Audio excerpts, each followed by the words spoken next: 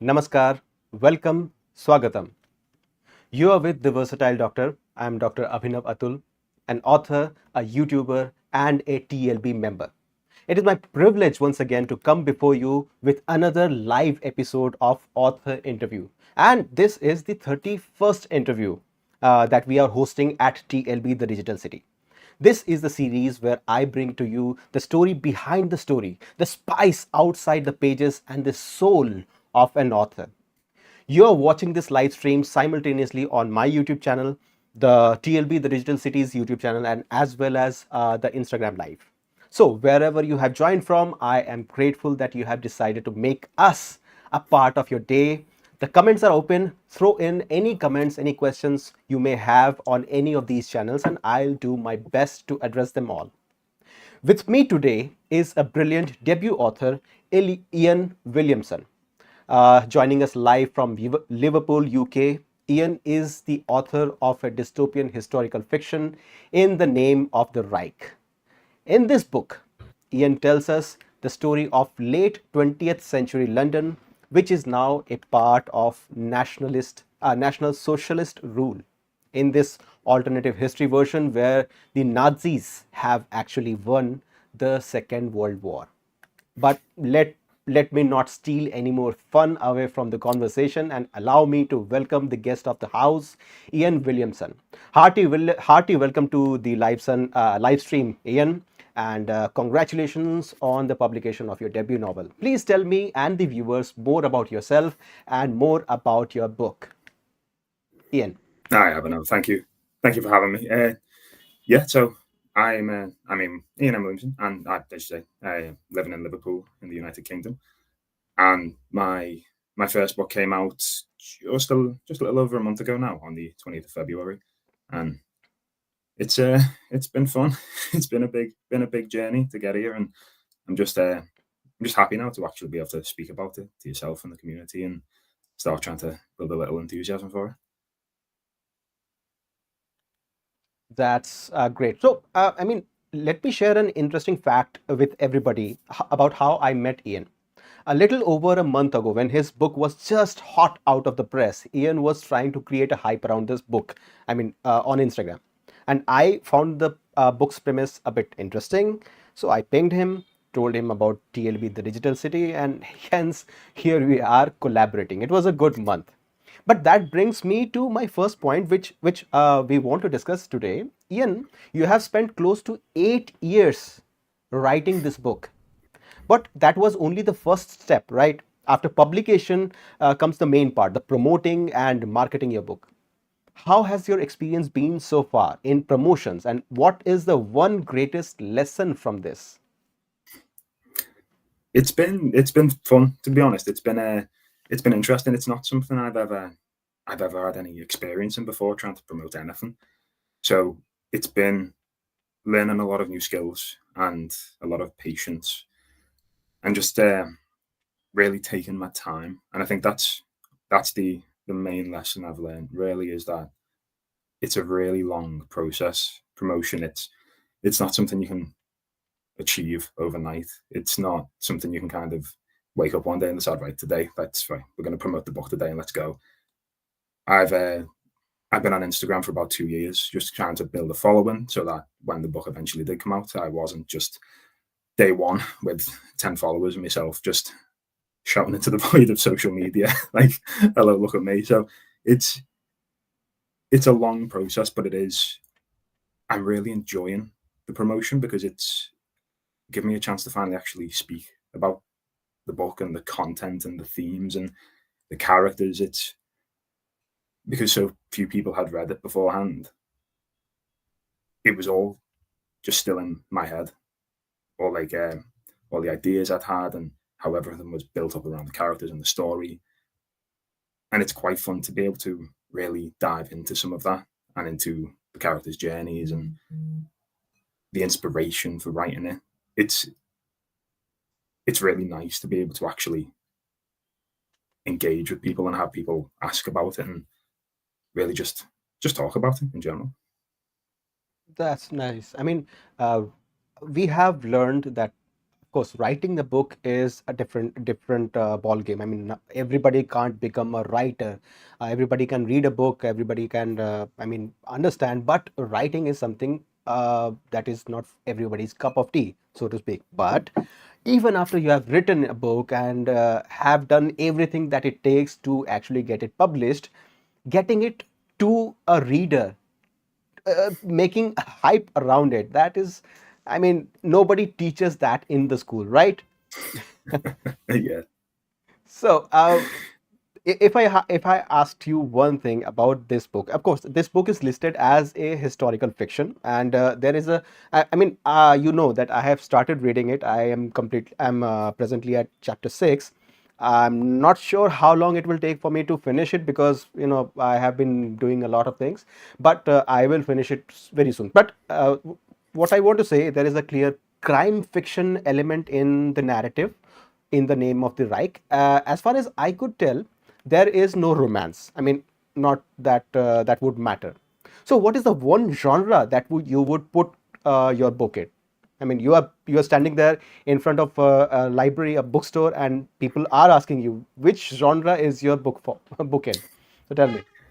So it's quite interesting. I actually had a conversation with someone about this the other day. So the setting is that we're in London, 1969. It's Nazis have won the Second World War, and they've occupied Europe, Africa, parts of Asia, and Great Britain is under National Socialist rule. So that's the setting. The actual story revolves around the protagonist, so John Highsmith, who is a detective sergeant in the Metropolitan Police, and he's assigned to a task force that's trying to stop and like bring up the street a new like fashionable drug called Yonder, which is being used as a silent protest by particularly working class British people who don't feel like they've got the capability to rise up against this government that none of them have ever settled under. So instead of a violent like rise, they are trying to free themselves spiritually. And obviously that's something that this government is very, very much against. So they've got task forces trying to bring it off the streets. The What I've been calling the unique selling point, the USP of the narrative, is that he is a National Socialist. He's been raised since birth, basically, well, since he was very young under National Socialism, and he is a card carrying, flag waving Nazi. That's the unique point. It's this deep dive into the effects of propaganda and totalitarianism and how basically someone my age would have been impacted by being raised under Nazism. So it's, on the one hand, it is a quite straightforward crime thriller, and then on the other hand, it's got this quite like, deep political context to it. So I was always a little bit worried that one would outweigh the other. And someone was speaking to me about it the other day and said the political stuff was kind of, I mean, everyone knows about the Nazis and like the general ideologies they ran with. But you're saying it's never been like a massive interest for them. It's not something they've ever particularly studied, but they really enjoyed it just as a detective fiction. And that was a great compliment because it said like it can kind of sit in both camps then. The historical fiction stuff is there if you're interested in it and you want to know more about it. It goes quite deep. There are layers to it depending on how far down you want to go, but it can sit on its own merit as a crime thriller. So that was really like that really showed me that I'd achieved what I was trying to achieve there. It was the history is as deep as you want to go in it, but it can just be a straightforward detective fiction. And that is something which which authors actually strive to achieve, something that they may have envisioned in a different way, but a reader who enjoys the book regardless of what their interest is, right? And that's good. The thing that I liked the most in your book so far is that the protagonist, and there are other characters, and it is very clear, the message is very clear that people who have been raised in this regime, so to say, in the Third Reich, and people who are old enough to remember what it was before the Second World War. I mean, their ideologies, their thought processes are so different, and the people, the younger people, like our protagonist, they don't even understand why the older folk oppose this propaganda, this Nazism, so to speak. And I'm not going to ask you to reveal what the ending is going to be like. I mean, I'm going to read it someday. I mean, very soon. But it's nice. The contrast between the ideologies is nice. But why Nazism? I mean, why this dystopian element in your crime fiction? So I studied history at university. I studied it all the way through school, decided to do it at university, and that period, that like First World War, interwar, Second World War, it's very it's very much a focus in like British schools. That's very much a focus because it was such a big part of like recent history. And then into university, that's where I decided to stay, largely in 20th century like world politics. So it was just it was a natural step for me. I'd always wanted to write. I've always been a writer. I used to write when I was younger on pen and paper. I've got a whole fantasy book buried on a USB somewhere that I used to work on when I was a teenager. But the fact it was odd. Like fantasy never felt natural. It was difficult. I'd always enjoyed, say, like Lord of the Rings and stuff, but I'd never been deep into Tolkien. I'd never thrived in that particular world. It had always been more realism and history. So when I was trying to think of what I'd like to write,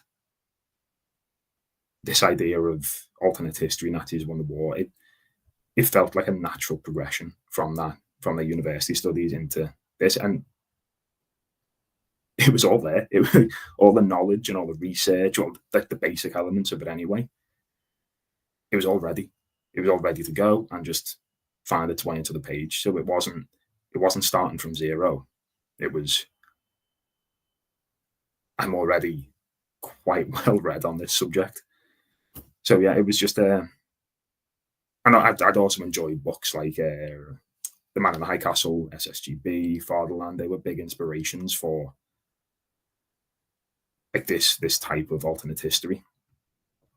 And then it was the idea of writing it from the perspective of this character who was been raised in the National Socialism that like I'd never seen it done before, and I'd never seen a book try and express that ideology. So it just came about that it fit perfectly to be able to tell this story from this perspective with the knowledge I already had. It fell into place nicely. Any kind of fiction, any kind of historical fiction, or even science fiction, it requires a lot of research. And as you just said, that Mm. your educational background lent a lot of what you have written in this book. But other than that, other than the basic knowledge that you had from your university, did you have to do a lot of advanced research to bring the characters to life, to bring something to life which actually isn't true? It is an alternate history. What kind of research are we talking about? Oh, it was hours and hours and hours of research. It's something I personally would never have been able to write without the internet. The amount of like book research it would have taken trying to find the different ranks for the Wehrmacht. If you would have had to go to a library, find the book, find the reference, write it down, leave, come back, and I go, oh, I need that as well, and I didn't write that down. Back to the library, back to the book, write it. It would have the amount of research it would have taken. I I personally wouldn't. I don't think I would have had the capacity to do it without having it just at my fingertips on the internet and having like really reliable resources to fall back on. It it it depends how deep you want to go in it as well. at one point I was Googling what the weather was like in June 1943 on the English Channel, because I was trying I was trying to describe how the invasion of Great Britain happened, and I got really deep into this meteorological website, and I was like, I think I've gone too far at this point. I don't think this matters. So it. But again, like, if I would have had to go and find that in a library somewhere or in the public records, it would have been impossible. You're just trying to do something like that, I don't think I would have had the capacity to do it. So it's a lot of research to try and make it seem real and realistic and grounded. I always wanted to build it on a basis of things that either did happen or just ever so slightly to one side could have. And I think it's one of the strongest points of the narrative is keeping it grounded, and that the research involved in that was tremendous. Yeah, the research actually lends the authenticity to the book. I mean, Mm. you can write a book on any topic, but unless the reader feels like he or she is in that world, your book, I mean, your book won't have the effect that you want it to have. So, Mm. what or who was your biggest inspiration for writing this book? I mean, you have been a writer since your childhood. You have wanted to write, you have written other stuff. But for this specific book, other than your educational background, what was your biggest inspiration? It was reading books like Robert Harris's Fatherland and Philip K. Dick's The Man in the High Castle, and just being engrossed by that idea of what if. And the moment I read books like that, my immediate reaction was, how do I think it would have happened? What do I think the consequences would have been? Where would my turning point be where that happened? So that happened. So it was, I think it was kind of realizing that this is an option to actually write about. If nothing else, it it just gives you that freedom to say, okay, it's been done before, it's popular. Like the Man in the High Castle, SSGB Fatherland have all had like film or TV adaptations. There's video games on the topic. It's knowing that there is a popular enthusiasm for this topic as well.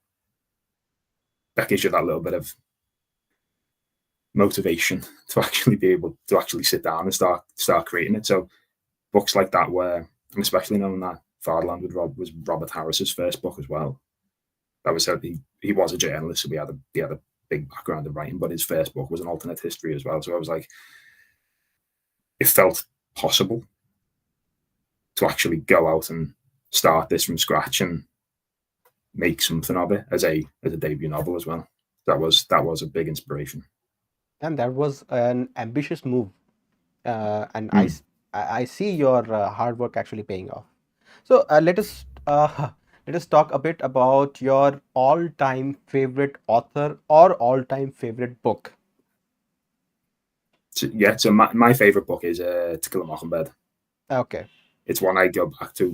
It's a quite a popular answer, isn't it, to say that? But it's a book I go back to every couple of years, and it's partly for the same reasons as well. It's understanding the history of the time and the social context and the background of the characters. It's one I studied in school, so I know the ins and outs of it, and it's I think it's as close as you can get to a perfect book. To Kill a Right. Mockingbird, it really is. It is fantastic. I completely agree. Okay, now moving on to your book. Talk to us about your cover. How did the cover come to be? So the when I decided to self-publish, I decided to go through Troubadour, who is it's a self-publisher who work with authors to try and make a product that feels authentic and traditional. So I gave them some ideas for what I wanted the book cover to be, gave them the context of the actual story, and it was Troubadour who came up with the cover. I didn't really know what I wanted to see until I saw it, and then when I saw it, I was like, "That's it. This That's perfect. That's this is it. absolutely it. That's spot on. It's the color scheme of the red, white, and black was perfect. It somehow sets the tone of the book perfectly, and they absolutely nailed the feel of what I didn't know was there, or what I felt was there, but didn't know how to express. It just they absolutely nailed it. It took a couple of tweaks to really settle on it, but it and then with the paperback as well, it's got like a UV spot on it, so the red text shines when the light hits it, and it really just like pops beautifully. They did a really good job on it, and the finished product. The first thing everyone's said to me when they actually get it is when people get a self-published book, I think they're expecting it to feel self-published. And the first thing everyone has said to me is, it feels real, it feels traditional, it looks professional. And that's like, it's such a good feeling when someone says that about it.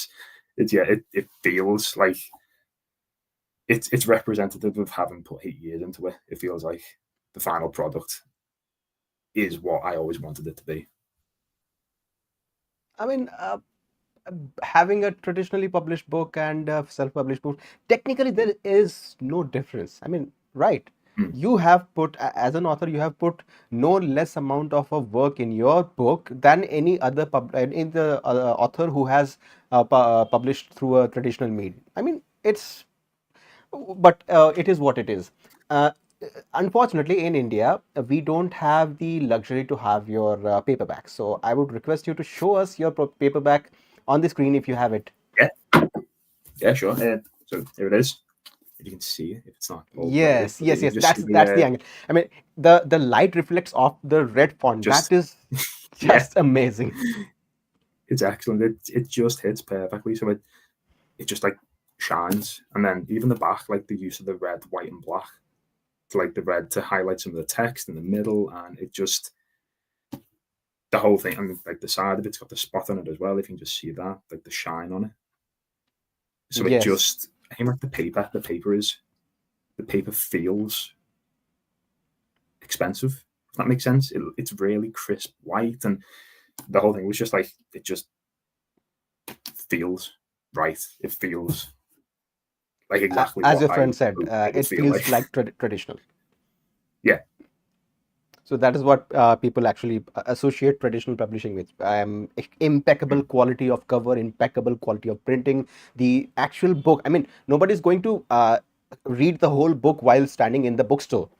They yeah. want to have that feel in their hand, and that is what people actually go for. And your book, of course, seems very, very well put together. Again, good job done to you and the publishing team that you have, and of course, all the best for the coming future. So, what's your next project as an author? Any books in progress or any sequel or something?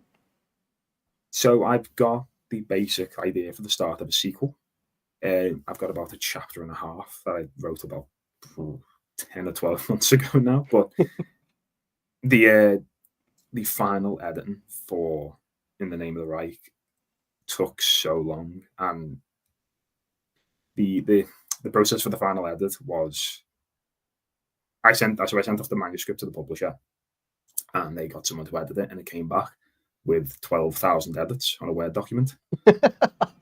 Yeah, I wouldn't mind. The editor actually said, apart from some bad writing habits, it's really good. I was like, oh, that's gonna take me 20 minutes to edit. It's gonna be great. It took me that edit took me 6 weeks of like 4 or 5 hours after work every day, 12, 13, 14 hours at the weekend. So I got to the end of that edit and then went, I need to make sure I'm happy with it though. So I went back to the start again and spent another 6 weeks editing it again. So it took me 3 months and made me quite ill in the end. This final edit, so I've not had time or just again the capacity to go back to that sequel. But I'm starting to get that itch again now. Now that this is out and done and it's being really well received, I'm starting to get that itch of I want to start writing again and going back to this concept of a sequel, which would be at least like in the initial new characters in a different setting, like exploring the world a bit more, and it's quite exciting thinking about it now. So that would be my next project. Hopefully, should I get around to Looking forward to carrying it. on with it. Looking forward to. But I would also like to ask you, when are we getting that fantasy project that is sitting somewhere in your USB drive? That would I've not looked at that for about a decade, to be honest. I have absolutely no idea what the quality of that is, but I started it when I was about 12, so I can't imagine it's particularly high quality. It's something I'll have to go back one day soon and actually look at, just to see how my writing has developed over the again over the past decade while I've been writing In the Name of the Reich, and just see how it's changed. But that is I think the amount of editing that would take would be significant. And almost similar to the amount of editing that you had to do for this one, right? To be fair, yeah, part of the difficulty with that was I started it when I was 22. So then when it came to the final edit, I was still editing 22-year-old me's work. And I was like, 8 years ago, this looked like this was a dead good idea. And you're like, what was I thinking? I was like, I understand. change I that. understand. It's funny. It's funny how people change. I mean, throughout the course of one single project, how people change. We change. We do Yeah, change. Our what someone writing a romantic comedy would have thought of an ingenious idea, ingenious comedy. Maybe during the edit, it would seem like cheesy. It happens. yeah. So, do you talked about the cultural impact of the Second World War and the historical aspect being so great in your culture and your education and everything. Do you see your book as appealing to an international readership or mostly resonating with the British or European readers? I do hope that it does have international appeal. As you said before, even if just as a straightforward detective novel, they are internationally, well, they're always like, there's always a bestseller that is a detective fiction or a crime thriller. So I do hope it does have appeal just on that basis. But everyone everyone knows the word Nazi and like the ideology and what that is. Everyone has a basic concept of what happened and what like I mean it was a world war, so everyone understands like the consequences of what happened. And so I like to think that the appeal would be broad enough that it's based in London, but everyone kind of understands what I'm going for in terms of the story and the characters and the consequences of having been brought up under this regime. I think everyone can kind of imagine. Well, I mean, a lot of countries were under that regime for A long time. 5, 6, 7, 8, 10 years. So I'd like to think, just in general, on that concept alone, there is a wide appeal. And again, things like Fardland, SSGB, they've been international bestsellers, adaptations for TV and film, translated into 20, 30 languages. There is an audience for it. So I do hope that it will have slightly broader appeal. Of course, and all the best for that. I do have one other question. Your drug, the fancy drug that you have Hmm. your characters fighting over, it is called Yonder. Tell me about this name. How did this name come about?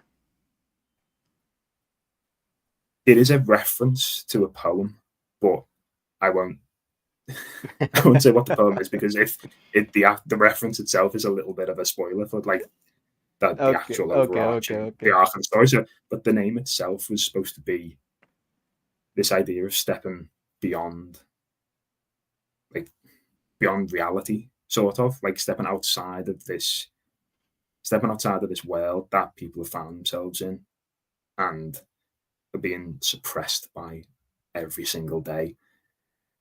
It was that idea of I was in the end, it was either Beyond or Yonder. Beyond just didn't seem right, and Yonder sounds just a little bit more mystical Yep.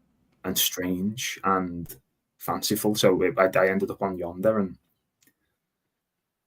it just, yeah, it's that concept of trying to step outside of reality and be free spiritually, while like the physical form is trapped in this reality.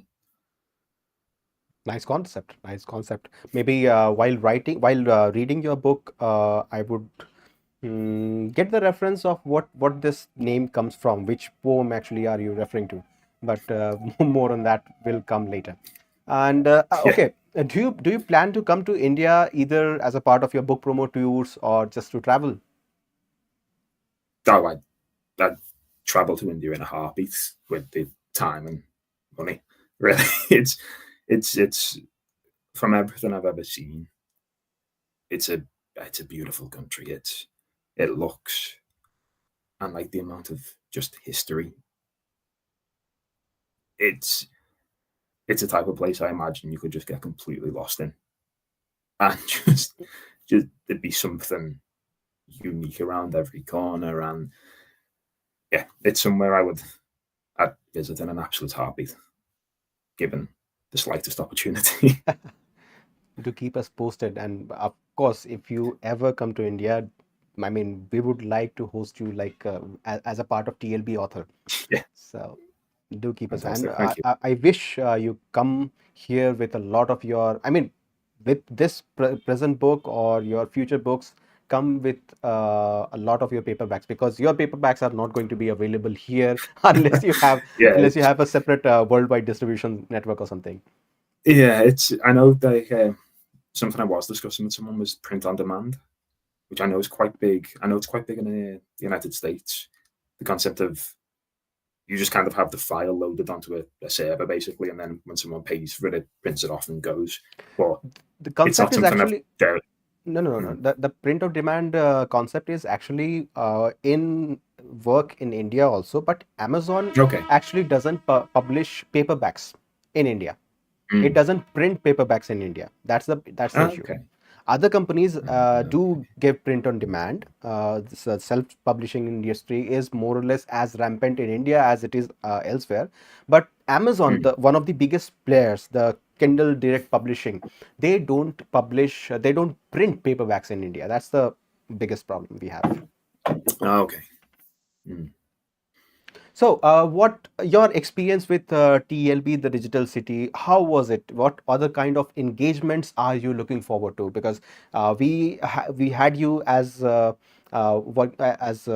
featuring the book of the week. In the name of the Reich was book of the week last week, and now we are having this interview session. And what other kinds of engagement are you looking forward to? I mean, well, in general, like the whole community in TLB is just fantastic. It's like this whole community just dedicated to books and poetry and even like art and like just generally just being creative. It's exactly what I was hoping to find and be invited into and be able to engage in. And the fact that it just exists is like testament to like the work you all do. So it is amazing. It's like the engagement last week with the book of the week was it's the first time I've properly spoken about it to anyone outside of like my immediate family and friends. It's the first time I've been asked questions by strangers, by people I've never met, and it was just it was fun to kind of get all this information out of my head onto like a page and try and articulate properly what just been rattling around for the past decade. it was really fun to just, and especially when someone throws a bit of a curveball question and you're like, I've never, someone asked me who's your favorite character. I was like, I've never thought about it. And it was a difficult question because you're like, none of them are particularly nice people. So it's which one is actually my favorite character? And it was like, so it's I'm just really enjoying having a space to engage with different people and talk about it and have people really enjoy. just reading the book in general. So it's been it's been fantastic.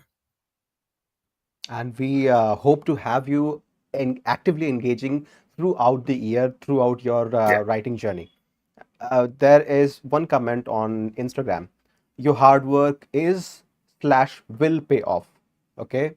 And there is another, I don't know who wrote this message, but wow, your accent. So someone likes your accent. I don't know who wrote this. This message came from TLB Prime Group. So, I mean, you would probably have noted that most of our members in TLB, the Digital City, are pretty young. I mean, we are trying Mm. to bring the culture of reading more or less back, because people say that people don't read as much.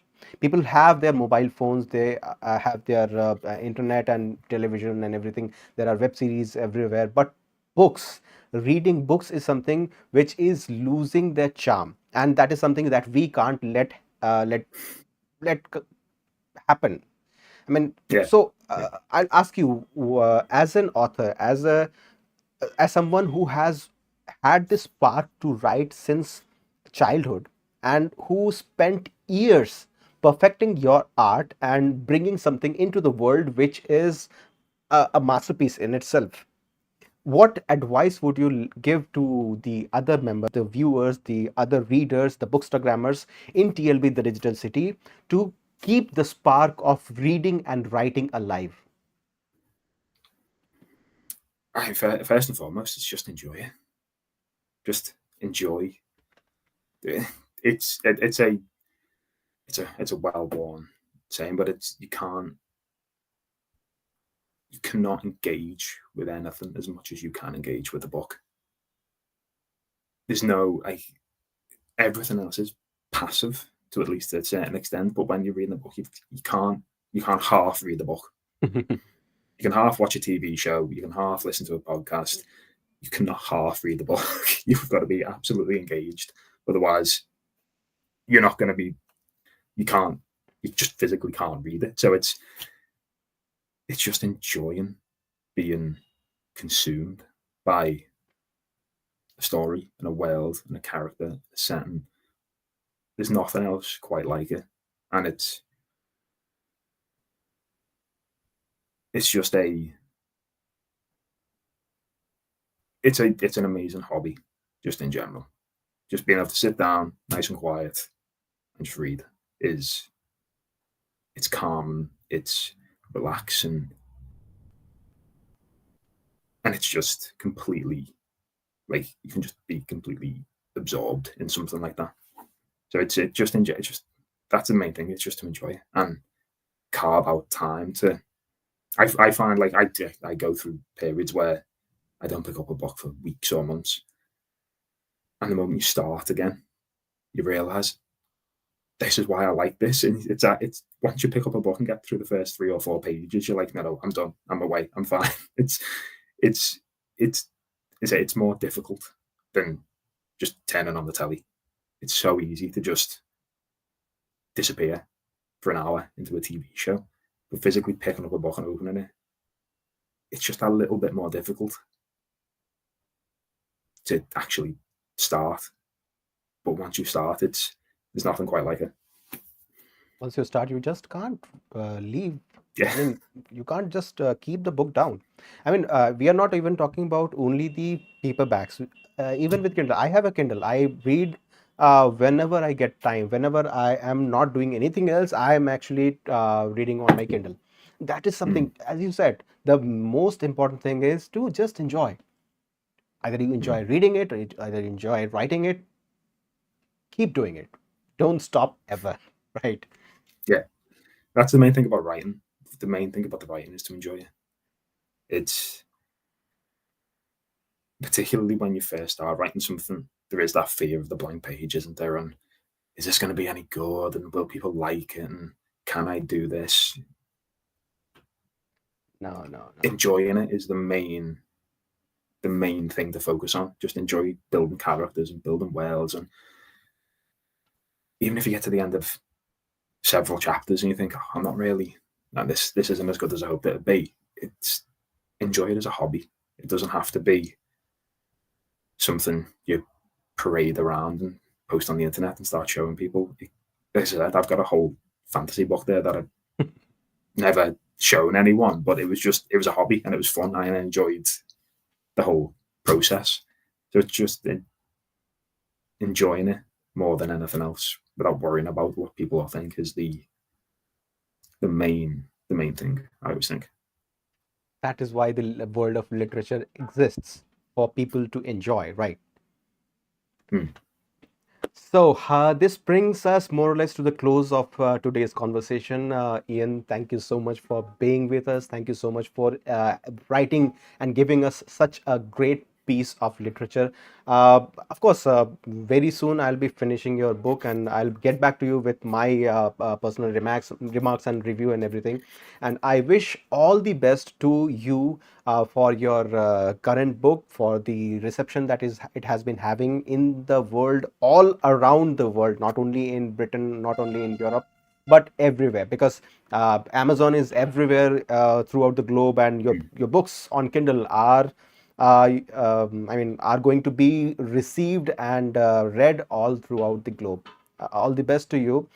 Before we close, I would just like to remind everybody that I am here as a part of TLB, the Digital City, the world that actually grew from a single online book club by a single author with a single book.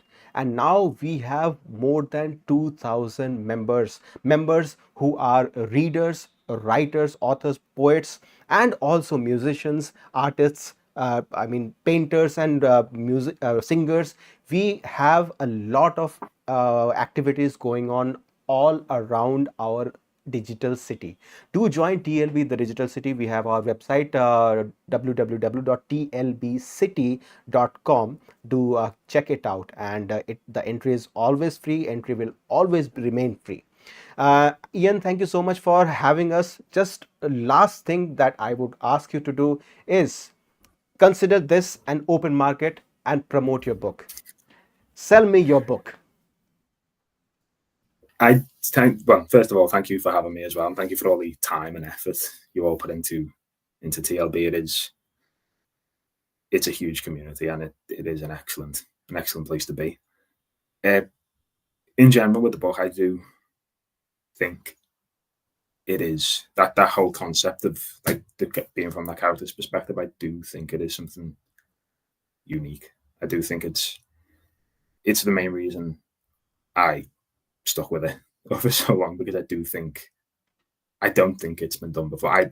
I'm quite happy. I'd be quite happy for someone to tell me otherwise, because I'd like to read it and see what someone else has done. But I've not been able to find anything that is purely from that perspective. So I do think it's new, and it has something new to say, and the longer it took me to finish it, the more relevant it became with global politics the way it is, uh, a quarter of the way through the century. But I do think it has something to say, and I would love to hear what people think about it and what people think about the characters and the journey. So I would, yeah, if anyone reads it, please drop me a line on Instagram, and I will talk about it all day long. Great. People, you can see the cover of In the Name of the Reich on your screens. It is available on Kindle. It is available for free on Kindle Unlimited if you have an unlimited subscription. Do give it a read. Do read the sample, the blurb, and everything, and then you will find yourself engrossed in the story, in the narrative, and the dystopian world that Ian has created. Do check this book out. And of course, drop any kind of comment, any kind of feedback that you have for this session that we are having, for the conversation that we had on the comments in this video, or in general on any channel of TLB, the Digital City. Thank you everyone for giving your time. Thank you everyone for joining, and we will see you again soon in another author interview or any other session. Thank you so much. Have a nice Sunday.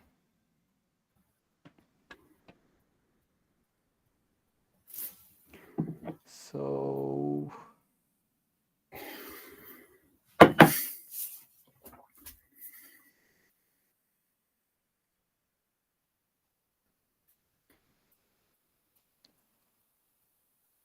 Yes, we are